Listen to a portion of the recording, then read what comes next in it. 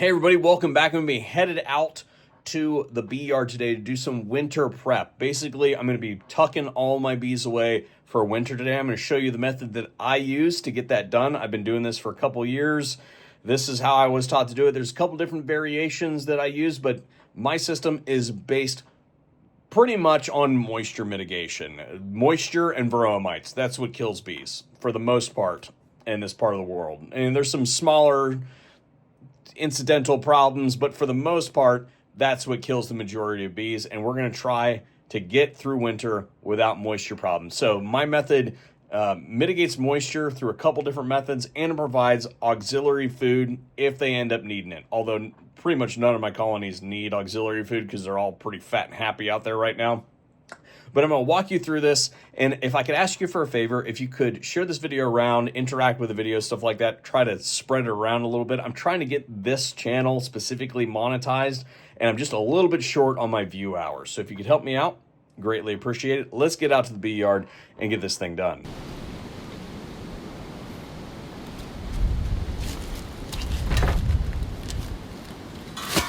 Go ahead and break into this thing. Let's see what we got going on in here. All right, pretty decent estimate on how much goop we needed to feed these guys. There's some residual frames in here that I put in here to fill some space. We're not going to need this anymore, so we'll just go ahead and take all that off. This will be repurposed in the spring, even though they're still drinking it. You guys are done. Sorry.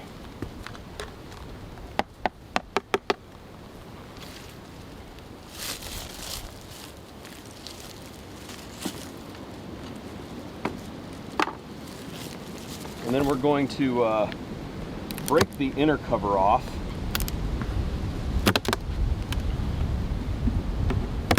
Right like this. They're going to get a little bit pissed off. You guys look good. Looks like you guys got plenty of stuff to eat in there. So that's what we want to see. So we're going to go ahead and tap them off. Same thing on this side. We're going to use this here in a moment. This is our winter feed.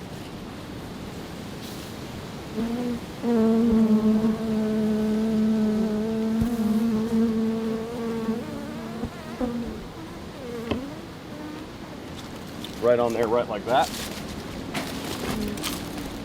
And then I have, this is a spacer that gives them an upper entranceway right here. And this one is outfitted from last year with a mouse guard on it. Not all of the ones that I brought out here today still have their mouse guards. I couldn't find this thing of wire, so you know, it is what it is. And then I need my top.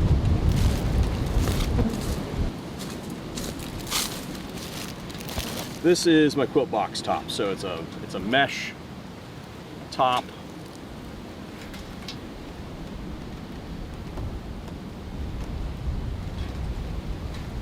Sits in there right like that.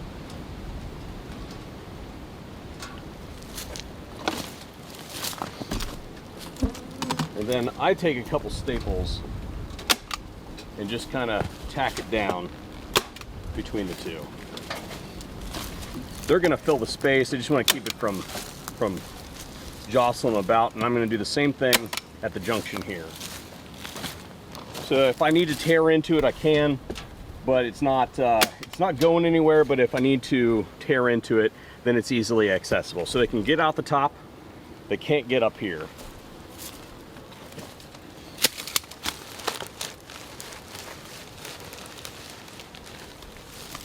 And then I'm going to fill this whole top with an absorbent material. So I'm using medium shavings from like bedding and stuff like that.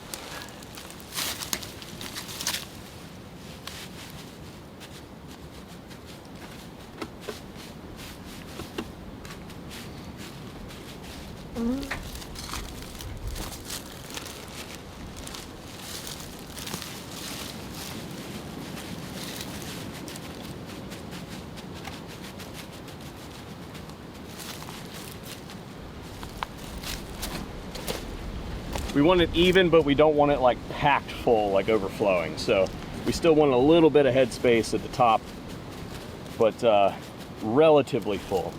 And then on top of that, we're going to put this entrance side up. And I need my hive tool.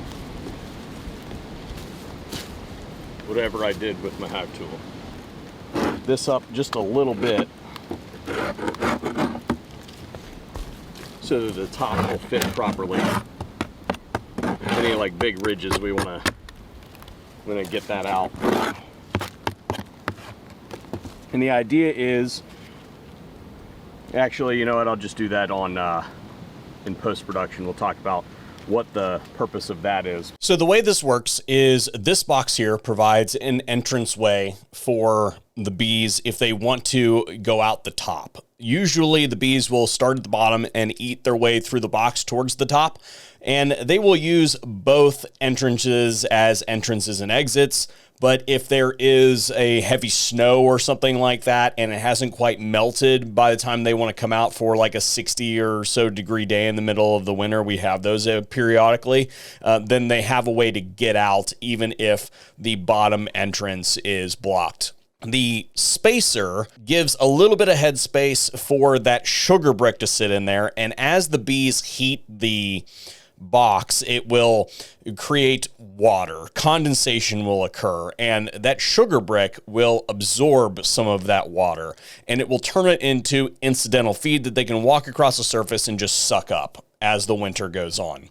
However, it won't pull all of the water out of the internal atmosphere, and some of it is going to go, as hot, wet air does, up. Most of it is going to go all the way up to the very top cover that we haven't put on this hive yet.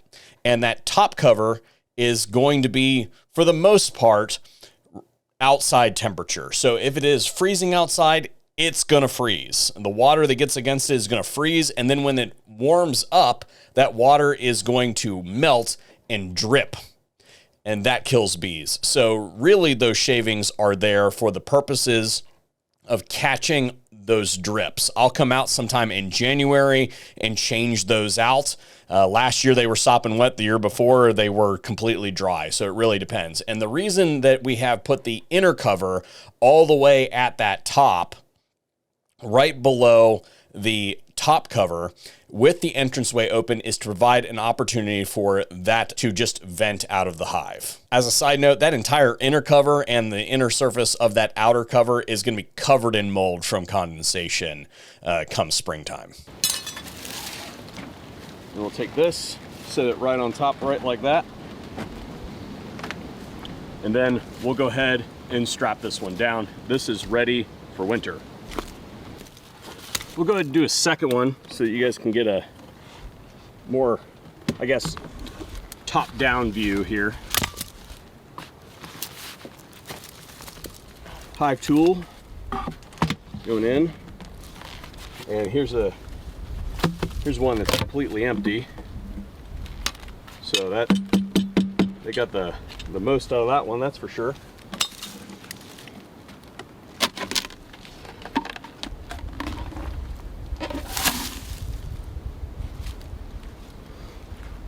Same difference.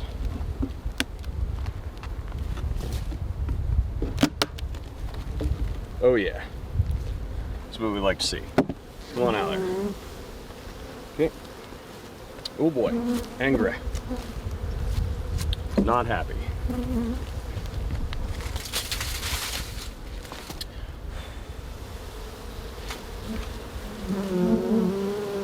I see plenty of stores in there, guys. Good job.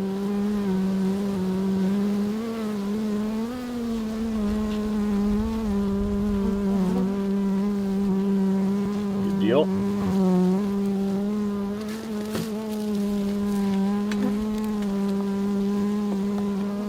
Another entranceway on the top. This one actually has quilt on it. It's burlap. I used the wrong size wire, so I basically just put a piece of burlap over top of it to keep it from sifting through. Let's go ahead and seal them in. real quick. Let's do, I think I'm kind of happy with that fit. Oop, missed.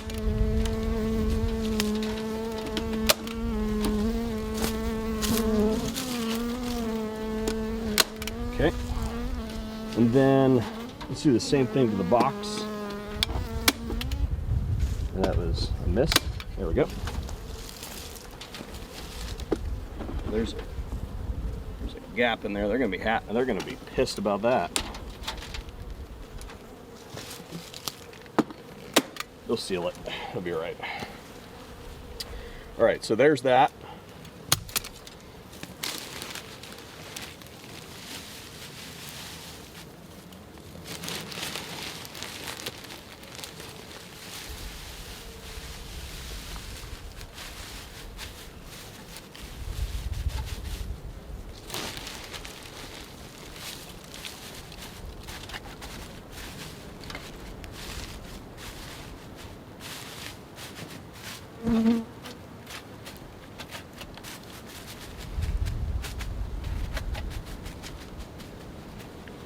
Okay, what do I do with my inner cover? Here we go. Inner cover. This actually doesn't look too bad. Now we'll go ahead and leave that as it is.